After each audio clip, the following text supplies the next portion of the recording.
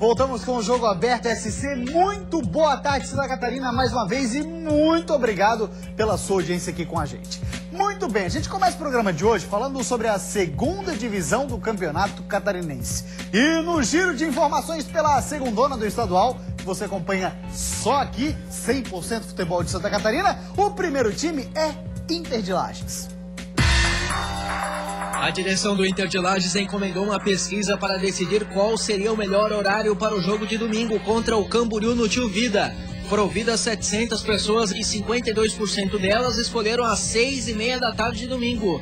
Assim, o clube já protocolou o pedido de alteração do horário na Federação Catarinense de Futebol. O meia Irlan, de 20 anos, é o novo reforço do Camboriú para a sequência da Série B do estadual. Ele estava no Caxias e acumula passagens por Remo e Atlético Goianiense. O nome de Irlan já saiu no bid da CBF e assim ele fica à disposição do técnico Fernando Gil para o próximo jogo. A direção do Atlético Tubarão confirmou que o técnico Walter Souza vai permanecer no comando do time, mesmo com a campanha irregular que o clube vem realizando na competição. O Atlético é o 7º colocado. Em 2012, ele estava no Maralto, Rio Grande do Sul. O meia Biro, com uma lesão muscular, é o desfalque para o próximo compromisso. O técnico Amaro Júnior tem vários desfalques para o jogo de amanhã contra o Blumenau no Renato Silveira. O lateral Cleito e o atacante Diogo Dollen serão reavaliados hoje. Gustavo e Breno continuam entregues ao DM, enquanto que Ceará está suspenso. Michel, que cumpriu suspensão, retorna ao time. O volante Rui, que veio do futebol paulista, teve o seu nome publicado no bid da CBF e deve ser a principal novidade do Porto para o duelo contra a Caçadorense no próximo final de semana. O meia Cristiano, suspenso, será o desfalque. O meia Vasconcelos realiza hoje um exame para saber a gravidade da lesão no joelho esquerdo. Balduino e Robinho retornam ao Concórdia para o jogo diante do Atlético em Tubarão no próximo domingo. Amanhã o time realiza um jogo-treino com o Juventus em Ceará.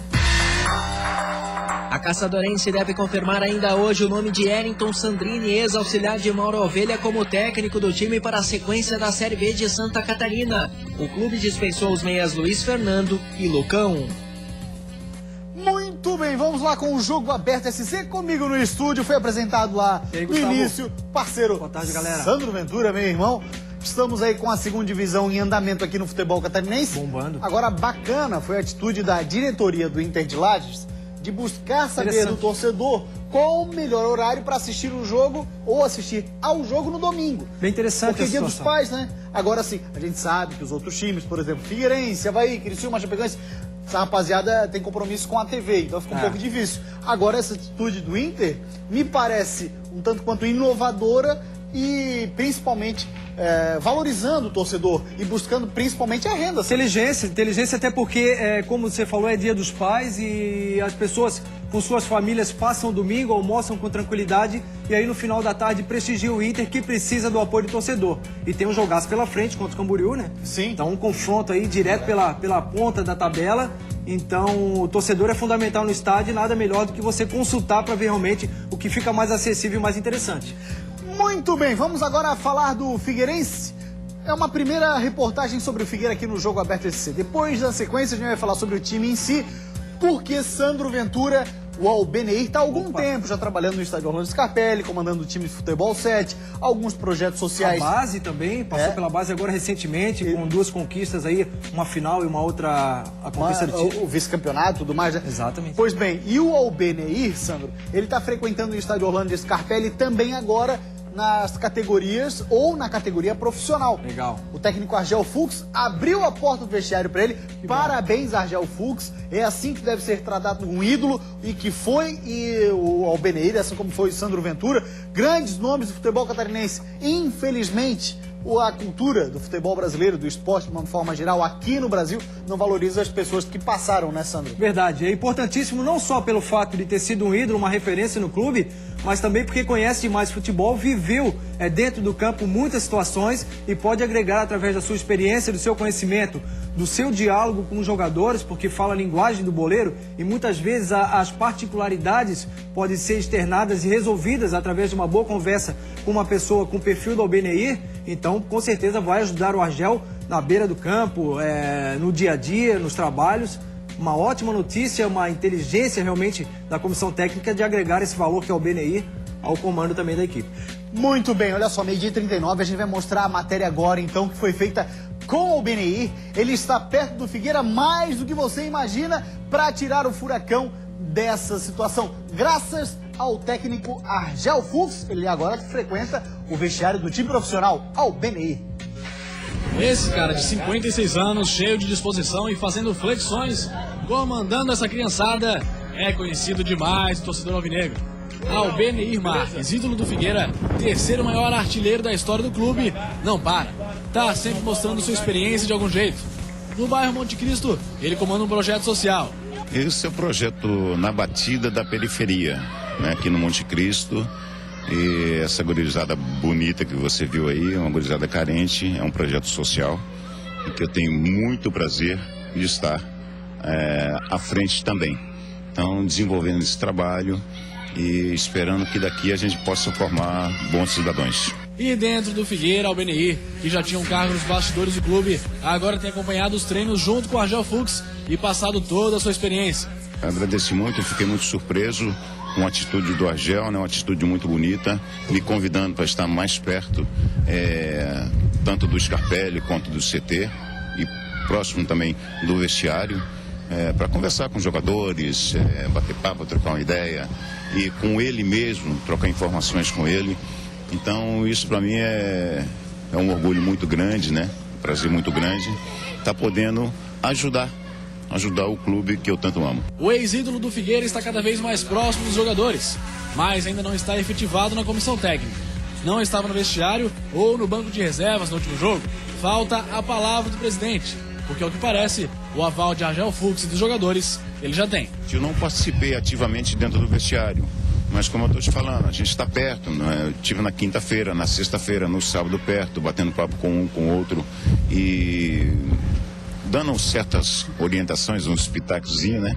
E graças a Deus, com o trabalho do Argel, um trabalho muito intenso, o resultado veio a favorecer a todos nós. Tá, então falta apenas agora a parte oficial da situação. Ou seja, o presidente do clube, Wilfredo Brillinger, autorizar de fato e reconhecer publicamente que o BNI deve frequentar não só o vestiário, mas quem sabe até se tornar um assistente técnico do Argel Fux ali junto, na beira do campo.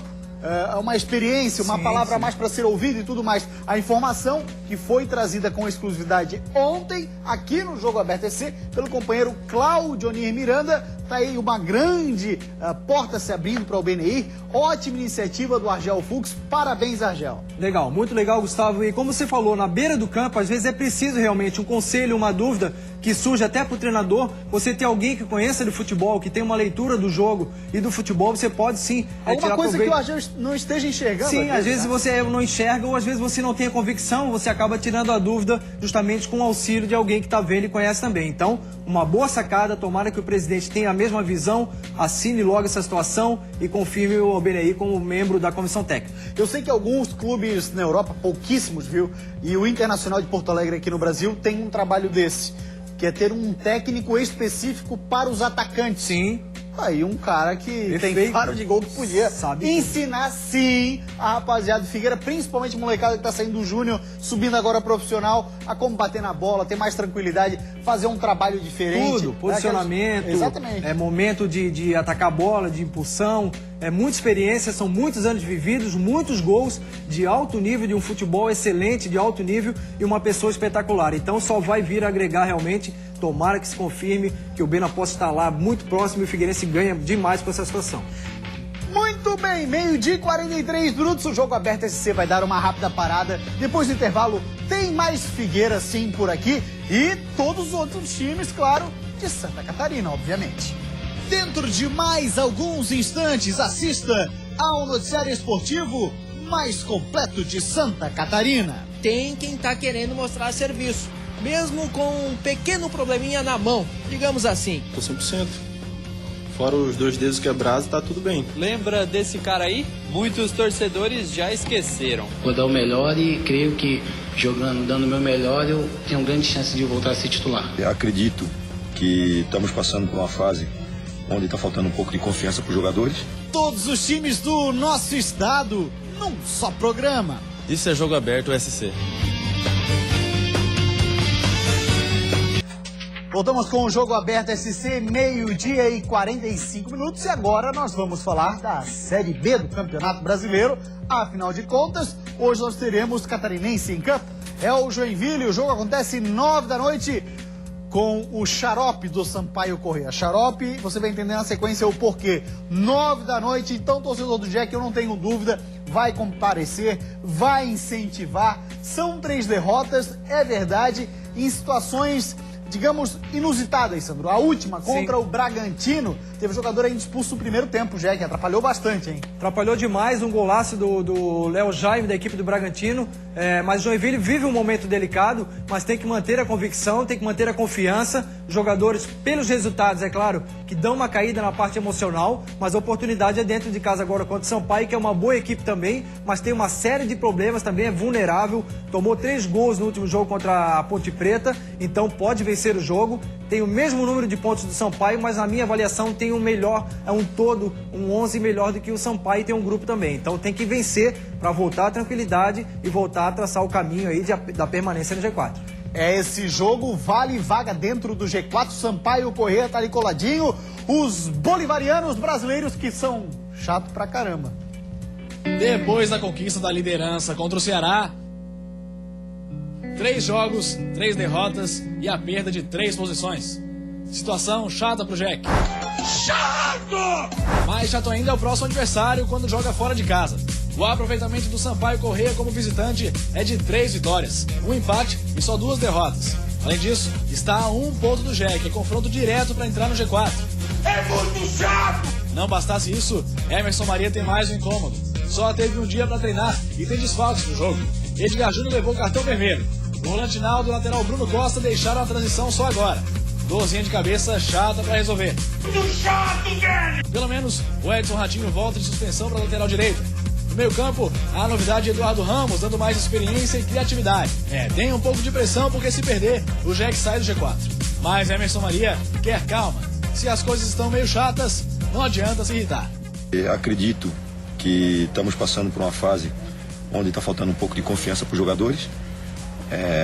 E no momento de derrota você não pode se esconder, mas não é o momento de você chutar o balde, como se diz na linguagem de futebol, é o momento de você conversar, alertar, para que a confiança seja restabelecida e novamente o Joinville se coloque no caminho das vitórias. Pois bem, olha só, nessa história de confiança, parceiro Sandro Ventura, o importante nesse momento, para ela ser readquirida, é ter calma. Aí primeiro a calma e depois a confiança. Mais ou menos aquela história. Primeiro defende, depois ataca. E a personalidade também, até porque 3 derrotas consecutivas. Pode vir a instabilidade emocional, justamente porque a torcida está na ansiedade também de uma recuperação e de uma vitória. Pode haver alguma manifestação negativa se as coisas não acontecerem no início por parte dos torcedores, o que eu não acredito, porque o torcedor do Jack é inteligente, lota sempre a arena e sabe que a equipe nesse momento precisa do apoio. Então essa cumplicidade entre torcedor e time nesse momento é fundamental, até porque o Jack não está em nenhuma situação desesperadora, mas precisa da resposta. E é muito forte com o apoio dos seus torcedores. Agora, a personalidade com a bola nos pés, na marcação, na agressividade, a postura dentro do campo, que o Emerson com certeza vai passar, são fundamentais até para não trazer mais problemas emocionais em relação a tomar um gol, por exemplo. Então precisa ter muita inteligência para jogar, não é obrigação de fazer um resultado elástico, de iniciar com gols. Então, com tranquilidade, com maturidade, como foi sempre a equipe do Emerson Maria, as coisas voltam a se encaixar. Muito bem, a gente segue falando sobre a Série B, entre aspas. Vamos falar de um time que está na Série B, que é o Avaí, porém joga amanhã pela Copa do Brasil. Sandro, 4 desfalques tem o Geninho, hein? Não é fácil, né? Não é fácil, a parada é muito difícil. Com a equipe completa, talvez desse uma condição um pouquinho melhor, também com inteligência de jogar. O Avaí existe a possibilidade de reverter a situação, é difícil pelo primeiro resultado. A equipe do Palmeiras é muito boa, mas é uma equipe também cheia de problemas, é uma equipe com uma certa limitação técnica, alguns jogadores de destaque saíram, e o Avaí poderia sim, ou pode, chegar em São Paulo e fazer um grande resultado e conseguir a classificação, mas vai precisar jogar a partida do ano, a partida da vida, para realmente reverter a situação, mas a possibilidade existe. Vamos dar uma olhada no estádio do Pacaembu. Ok, a classificação realmente ficou distante depois dos 2-0 sofridos no jogo de ida. Geninho também não está levando muita fé em uma eventual passagem para a fase seguinte da Copa do Brasil. Mas tem quem está querendo mostrar serviço, mesmo com um pequeno probleminha na mão, digamos assim. Tô 100%. Fora os 2 dedos quebrados, tá tudo bem. Acho que esse tempo que eu tive aí de suspensão me deu mais um gás a mais aí. Se ele quiser me utilizar nos 2 jogos, estou à disposição. Pablo sofreu a lesão no treino recreativo de quinta, antes do jogo contra o Luverdense. Como estava suspenso, não entrou em campo. Precisou colocar uma tala na mão para iniciar a recuperação. Eu acho que tem que fazer uma proteçãozinha que fique bem certinha ali, bem firme. Até que eu tô com uma tala aqui por baixo aqui. Acho que no jogo não vou poder jogar com ela, mas acho que a gente vai fazer uma proteção boa ali e não vai ter problema nenhum. Geninho deve poupar pelo menos 2 titulares para o jogo de amanhã, como Eduardo Costa e Anderson Lopes. Sem contar ainda com Thiago Carleto e Eltinho, o técnico Azurra pretende improvisar o volante Marrone na posição e apostar em uma nova dupla de ataque, Wilker e Eber, que no treino de ontem mostrou que pode ser útil no Pacaembu. Tomara que sim. Deixa eu, antes de dar uma passada na nossa fanpage no Facebook, mandar um abraço pro prefeito de Caibi, Dilair Menin, e o Leonardo. Eles que foram homenageados, a cidade de Caibi foi homenageada no estádio da Ressacada, no jogo da última sexta-feira. Nós estávamos por lá, choveu uma barbaridade, mas o prefeito de Caibi, Dilair Menin, o Leonardo, rapaziada que sempre assiste ao Jogo Aberto EC, gosta muito, porque fala só do futebol de Santa Catarina. Valeu, rapaziada. Obrigado pelo carinho, obrigado pela preferência. Vou dar uma passadinha na fanpage do Facebook, vou dar uma olhadinha que fala o torcedor do Avaí, o Everton Schmidt. Com o time quase completo, já perdeu. Imagina agora com esse misto e improvisações. E essa diferença no placar é pensar mesmo na Série B para não ocorrer mais falhas, diz o Everton Schmidt. O Paulo Vitor pensa assim, ó. Tem que poupar só o Kleber Santana, o Marquinhos e o Eduardo Costa. E botar alguns reservas e só. Voltar de São Paulo com uma goleada vai desmotivar muito. Até porque joga em São Paulo também no sábado, aniversário da Oeste. Então é melhor ir com a grande maioria dos titulares, já ficar por lá para não sofrer com voo e também deslocamento. Abraço, rapaziada. Abraço, Paulo Vitor. Ô, Sandro, você que concorda com essa história aí? De repente o pessoal que perde lá já fica um pouco desmotivado? Ou você que esteve lá? Não tem nada a ver. Olha, Gustavo, é claro que uma derrota por um placar dilatado, ela traz um prejuízo muito grande emocional. Mas não pode encarar dessa forma. O Avaí, é claro, perdeu o jogo para o Palmeiras em casa por 2-0, mas foi numa individualidade de um atacante que realmente fez destaque, fez 2 gols da equipe do Palmeiras pela qualidade que tem. Mas pode sim, dentro de um bom esquema, bem armado, fechado, isso é fundamental, porque não pode abrir e se expor, fechadinho, organizado nos contra-ataques, pode surpreender, por que não? Fazer um gol, talvez trazer aí um prejuízo para o Palmeiras na parte emocional, na parte de necessidade também de mostrar um bom futebol contra uma equipe de Série B, mas é jogo aberto, pode acontecer de tudo, e o Avaí tem condições, mesmo com um time misto, pode sim fazer uma grande partida. Muito bem, agora nós vamos falar de Série A do Brasileirão. A gente começa falando do Figueirense. Eu te pergunto, Sandro Ventura, daqui a pouco já vem a matéria. Antes só me diz o seguinte, Figueira precisa de contratações? Caso sim, que posições? Precisa, na minha avaliação, talvez um bom atacante, vivendo um momento bom, fazendo gols e jogando. Não adianta trazer gente para condicionar, para jogar, não há mais tempo. E talvez mais um meia de ligação lateral direito para também suprir a necessidade aí numa ausência do Leandro, que foi muito bem. O lateral esquerdo cresceu um pouquinho de produção, mas precisa melhorar muito. É uma equipe que precisa, sempre precisa de reforço, está na situação debaixo da tabela, e quanto mais jogadores vierem para qualificar o plantel, mais opções o técnico terá para montar uma forte equipe. Vamos dar uma olhadinha então, porque o Figueirense, viu, do técnico Argel Fux, está de olho em 3 opções para o ataque. Argel Fux chegou. Perdeu uma de goleada, mas impôs uma vitória maiúscula dentro do Scarpelli e resgatou a confiança do torcedor. Ganhou crédito para fazer pedidos para o homem forte do futebol no Figueira, Kleber Giglio. Argel disse que queria um atacante de área, forte, uma referência. Uma das opções seria Souza, conhecido como Caveirão. Era do Bahia e foi pro Vitória em março, mas acabou rescindindo o contrato em junho. No Vitória, fez 2 gols em 9 jogos. É um jogador de personalidade forte. Marcão é outra opção. O jogador passou por América Mineiro, Atlético Goianiense e por último o Bahia, onde não deu certo e foi para o banco de reservas. Ariel, argentino que já passou pelo Coritiba, pelo Tigre da Argentina e agora voltou ao Pachuca, time mexicano que tem seus direitos, seria a alternativa mais difícil, mas também aparece como opção. Kleber Giglio vai avaliar e o novo atacante do Furacão deve estar entre os 3. Enquanto isso, dentro de campo, outro Kleber espera boas notícias. O meio-campo do Figueirense se machucou no último jogo quando foi cobrar uma falta e aguarda nesta segunda-feira um exame que vai detalhar a lesão. No primeiro momento, durante o jogo, o Dr. Sérgio Paruker avaliou o problema como um estiramento na coxa esquerda. O torcedor vai ficar na espera por notícias boas dentro e fora de campo. Muito bem, Sandro Ventura, dessas 3 opções que apareceram ali na matéria, que são informações, inclusive, que saíram de dentro do estádio Orlando Scarpelli, não sei a tua visão. Na minha opinião, dos 3, primeiro o gringo, acho que o cara vai chegar pra cá, vai chegar aqui, vai precisar se habituar. Não conhece uma adaptação exatamente. no país, na cidade. Futebol brasileiro, aí é novo, tal, tudo muito novidade para um campeonato que já tá pegando fogo para a situação que o Figueirense está. Pois bem, o Souza é bom, mas entre Souza e Marcão, eu ficaria com o Marcão, hein?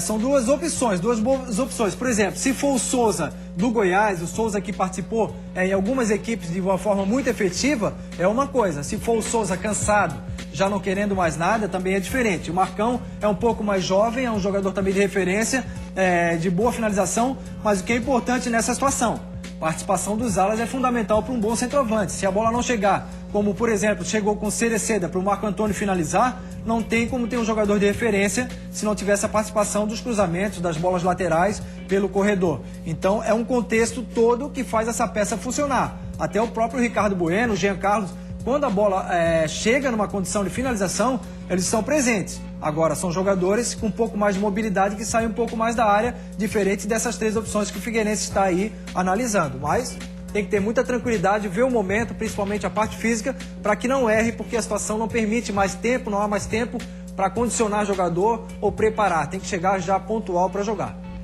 Muito bem, a rapaziada participando intensamente através da nossa fanpage do Facebook. O Leandro Gesser fala assim, ó, precisamos de reforços. Existe alguma expectativa para contratações, especialmente no ataque? A gente acabou de falar, Leandro. Valdir da Silva Patrício, um lateral direito mais qualificado, seria uma boa opção, diz ele, dizendo sobre contratações. William Matos fala lá, Sandro, você acha que o Léo Lisboa já pode ser o titular? E pediu para você mandar um abraço pessoal de Paulo Lopes. William?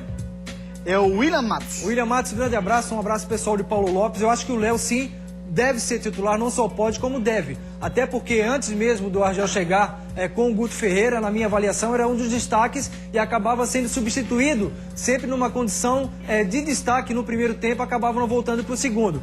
Na minha avaliação, tecnicamente, é o melhor meia que o Figueirense tem no momento. Tem muitos recursos, tem uma boa perna esquerda, é habilidoso, é rápido, tem visão de jogo, sabe lançar. O gol do Cleiton foi um belíssimo lançamento, então não tem hora para lançar um jogador desde que ele tenha qualidade. Ele tendo qualidade, uma equipe bem organizada, a individualidade vai aparecer e o Léo tem capacidade sim de ser o camisa 10 do Figueirense. Vem cá, e aquele nosso terreno lá, o terreno não, aqueles hectares que tu tem lá em Paulo Lopes, na plantação de arroz, como é que tá? Tá produzindo ainda arroz por lá, não? Tem nada de Paulo Lopes, rapaz, tá tudo quieto, tranquilo. Ele esconde, saca de arroz, investidor de Paulo Lopes, investidor, tô sabendo. Pois bem, vamos agora falar do Criciúma, um jogador que para muitos torcedores estava até esquecido, ele era titular. Quando estava machucado, pensou que ele o quê? Dava migué, ia visitar a família? Nada disso, olha só. Lembra desse cara aí? Muitos torcedores já esqueceram, mas o zagueiro Rafael Donato continua no Criciúma. Ele sofreu uma lesão no joelho em março e agora está em fase final de recuperação. A expectativa é de que ele possa atuar no início de setembro. Digo que sofre até mais quem está dentro do campo.